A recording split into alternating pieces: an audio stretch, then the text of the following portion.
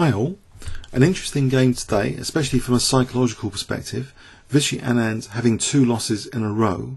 Did he want to try and win at all costs today to try and make sure that in the remaining games he can catch up? Or would he just want to stop the flow of losses and maybe try and just secure a draw? But he was playing with the white pieces today. Let's see what happened. He kicked off with e4 and Magnus played e5. Classical response. Knight f3, knight c6, the Ruy Lopez or Spanish game as it's referred to. Bishop b5. Well, actually it's bishop b5 that signifies the Ruy Lopez, named after a Spanish priest actually, Ruy Lopez, one of the oldest analysed openings in chess history. We see now knight f6. So this is the Berlin wall system, start of the Berlin defence or Berlin wall. And here we see a slight variance from the most mainline move, which is just a castle, which often involves the queens coming off later, black having 2 bishops. And black's doing usually very well in this line. Vishy decided here to actually play d3, so reinforcing that e4 pawn. The most common variation, as we're used to seeing, is just castling. Knight takes e4, and after d4, knight d6. This is a very common variation which we've seen in many games and in an earlier game in this World Championship. So it's all avoided because of this d3 move, reinforcing the e4 pawn. We see bishop c5 now, which is a very active move, preferred to d6, closing in the bishop. Magnus Carlsen develops the bishop to c5. And here usually c3 or castling are the most common moves, but we see bishop takes c6, so doubling black's pawns. The usual way of recapturing here, it looks as though there's 2 viable options, but actually there's non-existent games for b takes c6. And let's have a quick check on that, just from a theoretical point of view. I think here, just knight takes e5 is actually just nabbing that pawn without any punishment here. It's essential to be able to take with the d pawn here for knight takes e5 to be unplayable, because then we have queen d4, so double attacking here the knight and f2, and black's winning there. So let's see, after d takes c6, knight bd2 is played, and Vishy indicated in the press conference that both players have played this move in the past. This knight maneuver looks like to be a very familiar knight maneuver, usually in the Ruy Lopez, say to g3, knight can knight f5, sometimes to e3.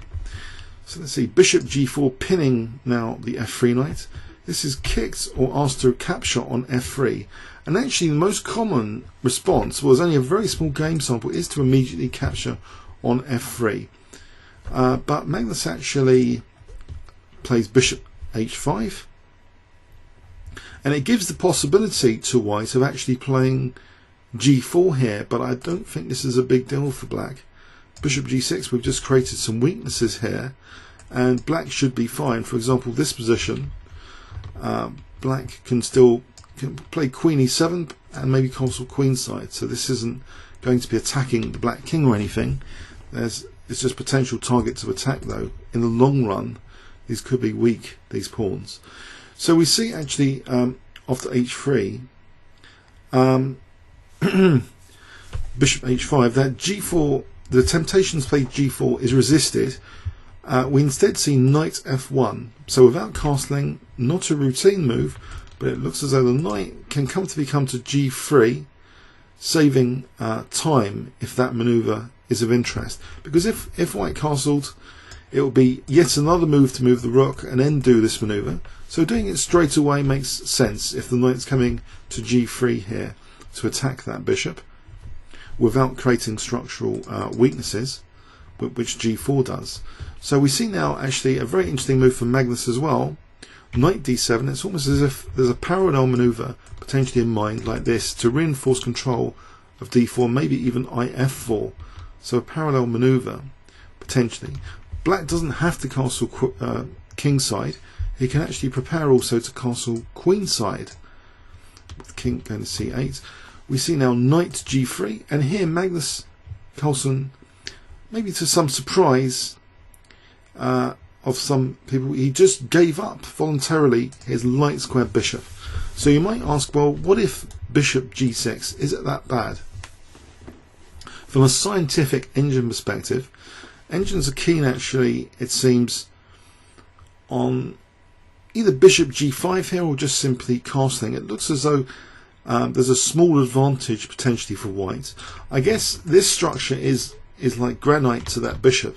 That bishop really hasn't got scope. I mean, if ever f6 and bishop f7, then that a knight coming to f5 might be attractive. So Magnus perhaps reasons it's no point having that bishop in against this particular structure. He just takes on f3 immediately here, and we see queen takes f3. We don't want double pawns in this scenario, so unnecessarily queen takes f3. And now knight f5 is actually a significant threat. If, for example, queen e7, knight f5 would be a nuisance move. And if, for example, queen f6, h4 might actually threaten now bishop g5. So this is getting to be a nuisance. And you might think, well, h6, it's unnecessary to allow this knight to f5. Magnus actually plays preventative move g6, even though it does weaken some dark squares, but the black king doesn't have to castle on the king side. And we see now after bishop e3 that the move queen e7 has dual purpose. It not only protects the c5 bishop, black's preparing now to castle queenside, which in its own right will put a rook on d8, staring down the d file and helping control that very important d4 square here. And in fact, Vishy decides to castle queenside here. You might ask, could he castle kingside? I think it is a reasonably good move as well, at least from an engine point of view. There's nothing fundamentally wrong with this. Black hasn't got a major attack in mind here. There's various moves that black could try. Even castling queenside doesn't seem out of the question. Opposite side castling. If ever something like this, the knight could just drop back. It's not a big deal. Black would have to open up lines. But actually Vishy decided to castle queenside here. There's also no problem with that. The beauty of casting queenside is that sometimes d4 can be facilitated with that rook automatically on d1 here. And now black castles queenside. Knight e2 now, as though there's an interest in playing for d4. Let's just examine this position though. Possibly, if white wants to change the pawn structure here and play d4 with the idea that these four pawns would essentially be against three pawns. If you look at the board from this point on, we would have a pawn majority here, whilst on the queen side these double pawns, it's like they're just one pawn. So playing for d4, knocking out e5 is strategically interesting. And in the live commentary today with my friends, we had a look at d4 after the game. Let's have a quick look here. It just seems that black might have sufficient piece activity and may even be worse if white's not careful. So bishop takes d4. Let's have a look from an engine point of view at this position, because it looks as though structurally there's something to be gained from this majority of pawns. It's a classic plan, but in practice e4 is vulnerable, so either knight c5 or rook e8 targets e4, and also now the rook has to move or be protected. If the rook's protected, for example, rook takes, and now rook e8, and there's significant pressure on e4 here. Say queen a3, check. There just seems to be sufficient play for black in this position. a6 just protecting that pawn. The pawn, exploiting this kind of theoretical pawn majority is easier said than done with all these pieces on the board. It's an interesting idea structurally to play d4, but black's piece activity seems ample and sufficient for a long time to come here. So d4 perhaps isn't all that to be able to play d4 in this position, but it's definitely worth some investigation here. Another possibility which we were looking at instead of knight c5 is knight e5. This might be less accurate than knight c5. Let's see, queen e3, rook takes, queen takes. Now a7 is under fire, so let's protect that. Say c5, queen e3. And we were looking at possibilities actually of knight c4. An active knight here could be a nuisance combined with pressure on the e-pawn. So again, it's easy to say the structure is a pawn majority, but how to actually exploit this in practice, it's going to be quite tricky indeed. Engines actually believe at quite a large depth that black is actually a tiny bit better here. So it seems this seemingly thematic structural move, the opportunity here to play d4, doesn't seem to provide anything concrete. So instead Vishy plays knight e2 as though d4 might be prepared in the future, but it allows a prophylaxis move, rook e8 against d4, because it really automatically exposes e4. If d4 is played here, it's exposing that e4 pawn, which can actually just simply be taken here, snapped up with queen takes e4. So it's completely discouraged actually d4, which is the main thematic break here in this position. We see now king b1. It looks a bit of a waiting move. Okay, it's against any potential threat on a2, you can argue, like queen e6, which we've seen in an earlier game. b6, which means the knight might be free to move and the king can move here as well. h4.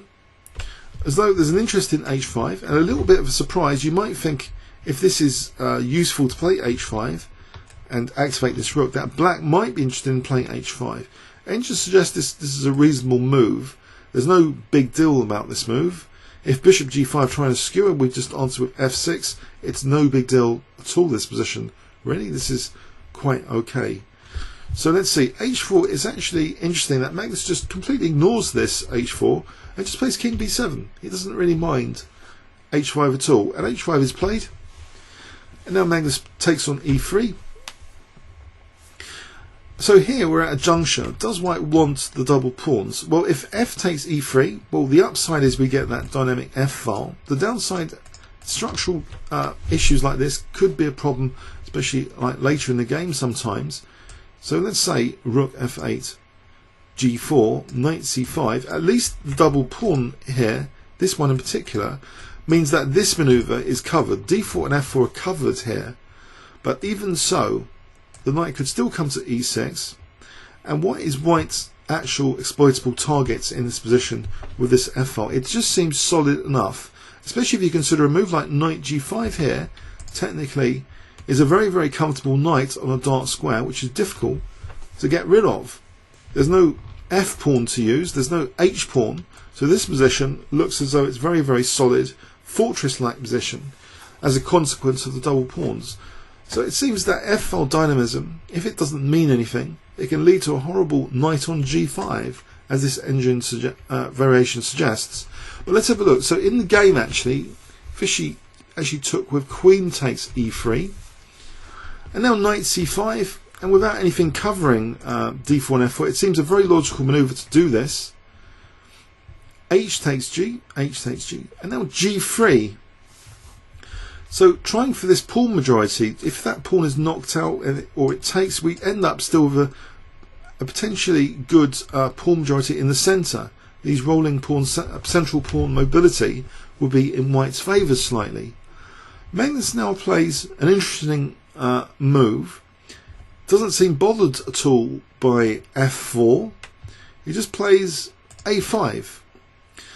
And in fact, f4 is not played here. Again, another tempting move, but let's have a look concretely at f4. I think Magnus had indicated he could just play f5, and the engine is suggesting f5 is a good move here. So say e takes, g takes. Is it a big deal, this position? It looks as though black has not got that much of an issue here in this kind of position. The only, you might think, well, f5 might be vulnerable. If we try to attack f5 like this, we can end up in tactical trouble. Maybe queen f7, asking the rook to go away, and it's no big deal really. So, okay, this f4, another seemingly thematic idea after a5 is not used, just rook h7, and this allows now a trade of rooks, rook h8, rook d h1. It doesn't make sense to give black the h file, so following up, just keeping possession of the h file, rook takes, but now a simple move which can challenge the h file again is played, which is queen f6. Also keeps an eye on this strong point and the d4 square like this, and facilitates rook h8 to challenge the rook on the h file. Here, in fact, it is ventured to play f4, finally a strategic pawn move which looks in theory quite favourable, but in practice, how favourable is this? We see rook h8, and now another exchange of rooks, and the problem here tactically, f takes e5 looks quite interesting to be able to play d4, but it doesn't quite work, at least to win a piece or anything. F takes e is played. If it's not, then maybe black could even consider taking to extend the scope of the queen on this diagonal and play knight e6 to reinforce d4 control, but it is taken. Queen takes e5, and d4 is just not playable here because the queen is loose on e3, so we'd have queen takes e4. That's just getting a pawn. So given d4's not playable, black has got this dark square blockade on that very important d4 square. In this position, you might think, well, hold on, can we play for d4? Can we play c3 here in this exact position? It is possible, but the queen being loose means actually maybe there's a possibility of f5 to exploit that loose queen here, and this might actually be quite favourable for black. Say queen h8 now. We've got active possibilities and play and pressure on e4. Alternatively, well, maybe here, if king c2, we've got some active possibilities. So it's not so clear cut to play c3 immediately here to aim for d4.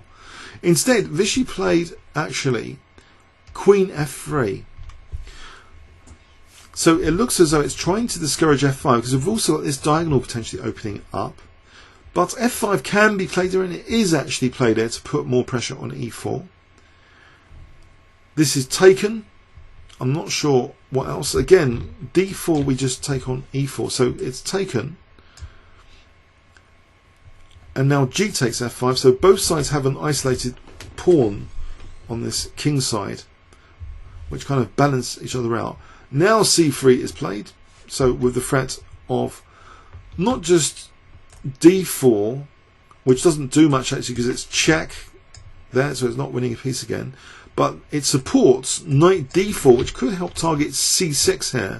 So there's a bit of coordination going on, but this is parried now in advance with knight e6. And now we see king c2. What is the idea of king c2? The king maybe is a little bit safer on c2 in this position than on b1, but white is not going for d4 here, I believe. It gets close to the centre just in case there's an endgame. If we had played d4, let's play d4 instead of king c2, then in fact queen b5 might be quite interesting. A bit of pressure on here, and maybe knight g5 to e4 more significantly, and then there might be actually a concrete threat in the future. So the king, okay, the king goes to c2 now, and from an engine point of view, this is a dead level position at move 29.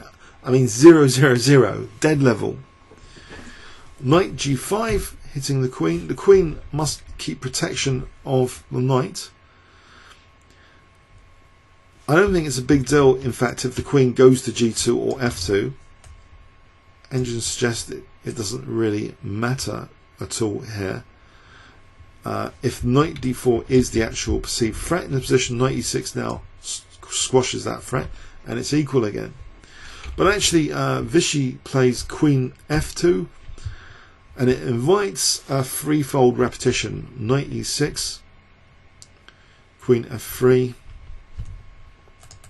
knight g5, queen f2, knight e6, and draw by threefold repetition.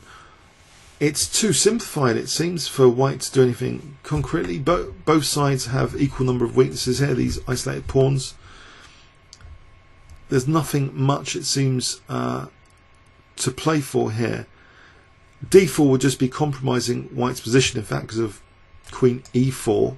Checking actually black would be slightly better now, following up maybe c5 dissolving his double pawns. So there's no point playing that.